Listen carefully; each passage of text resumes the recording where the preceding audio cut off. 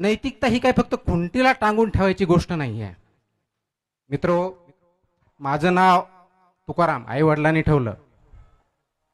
त्यावेळेस तुकाराम नाव येतं, आपल्यासमोर काय येतं? इंद्रायणीच्या काठी तुकाराम महाराजांनी आपले कर्ज खतं ज्या इंद्रायणीच्या पाण्यात बुडवले, हा चेहरा आपल्या समोर येतो. संत तुकाराम,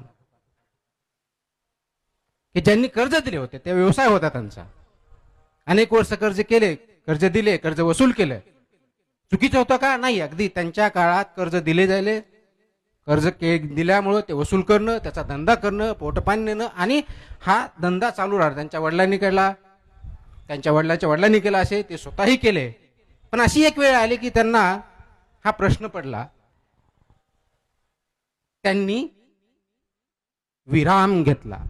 हे कर्ज वसूल करतोय, हे योग्य करतोय की अयोग्य करतोय, हा प्रश्नावरती विराम घेतला. त्यावेळच्या परिस्थितीनुसार कर्ज दिल्यानंतर कर्ज वसूल करणं, किंवा आजच्या डेटला सुद्धा बँका कर्ज दिल्यानंतर कर्ज वसूल करण्यानंतर, किंवा आपण दिलेला पैसा वसूल करण्यामध्ये नॉर्मल प्रश्नाचं उत्तर काय? योग्य. चुकीचं काही नाही. स्टँडर्ड प्रोटोकॉल आपण जे म्हणतो, SOP, स्टँडर्ड ऑपरेटिंग प्रोसिजर, तीच आहे. त्याच्यात चुकीचं काय?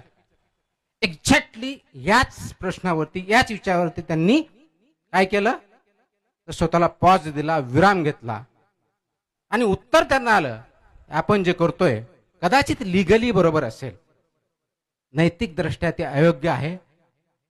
कारण त्यांनी काय बघितलं, तर कागदावरच्या कर्ज खतापेक्षा त्याच्या पाठीमागची जी माणसं आहेत, मनुष्य आहेत, त्यांचं जीवन जास्त महत्वाचं आहे. आणि म्हणून त्यांनी उचलले ते कर्ज खत आणि इंद्रायणीमध्ये बुडवून टाकले, जेणेकरून त्यांना कधीही त्रास होणार नाही, त्यांना जे योग्य जीवन जगता येईल त्यासाठी मी मदत करू शकू. याला म्हणतात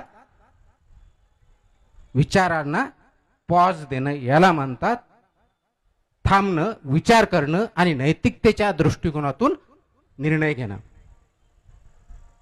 तो फक्त स्टँडर्ड आहे म्हणून नाहीये, तर राईट म्हणून, योग्य की अयोग्य, फक्त लिगल नव्हे, या दृष्टिकोनातून त्यांनी हा निर्णय घेतला. आणि म्हणून आज आपण त्यांना त्यांचं म्हणणं काय होतं? त्यांचं म्हणणं हेच होतं, जे काय रंजले गांजले त्याची मनुष्य, त्याची देवतेची जाणावा, हे ज्यावेळेस त्यांनी म्हटलं, म्हणजे आणि नुसतं फक्त म्हटलं नाही.